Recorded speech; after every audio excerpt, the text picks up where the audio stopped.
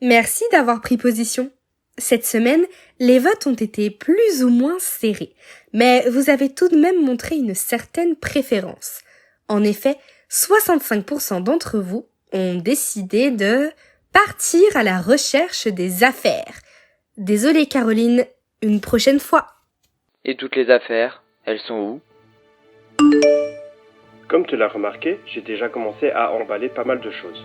Tous les cartons terminés sont dans la cave. Moi aussi, je voudrais t'aider. J'y accède comment à cette cave?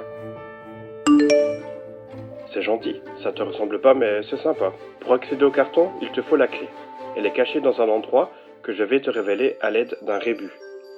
Ça ne te ressemble pas non plus de dire ce genre de choses. Mais vas-y, je t'écoute. Mon premier attache deux choses. Mon second étant entre le quart et le demi. Et mon tout, sans mauvais. Bon, je n'ai pas une minute à perdre. Mes petites cellules grises vont se mettre à carburer et je vais trouver un début de solution. Attache, quart, second, quelque chose qui sent mauvais qui pourrait être dans l'appartement.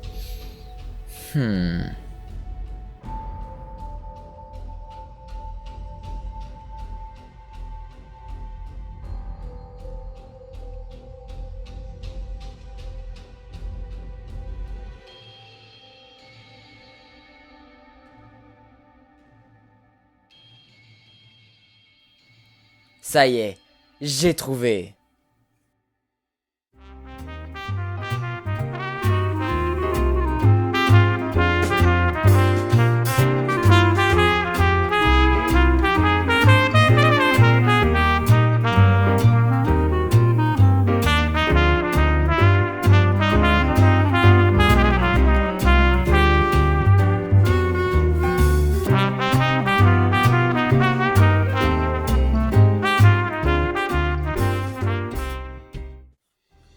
Lit, ok.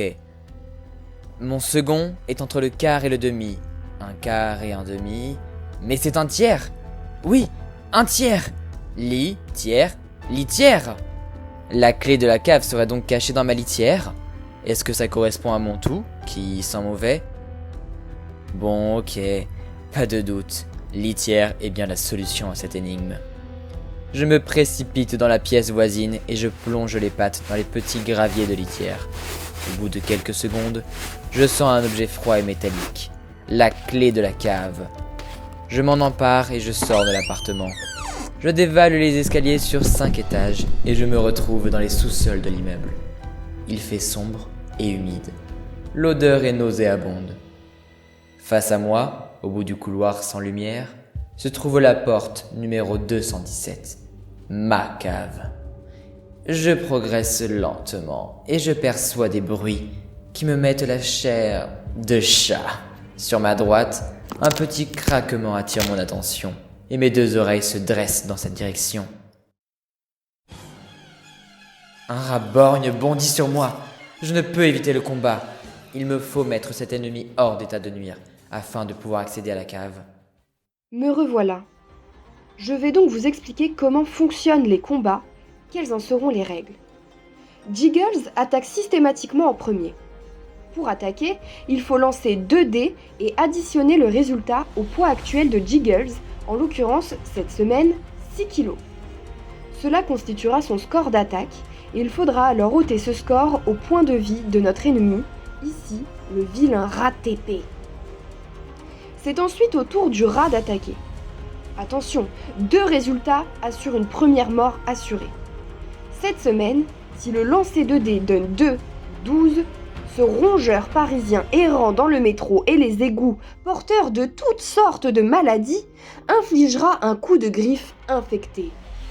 Jiggles n'aura pas le temps d'aller sur Doctissimo pour vérifier ses symptômes et mourra dans d'atroces souffrances. Mais comme notre bon Jiggles est un chat, il aura pour toute son aventure 7 vies.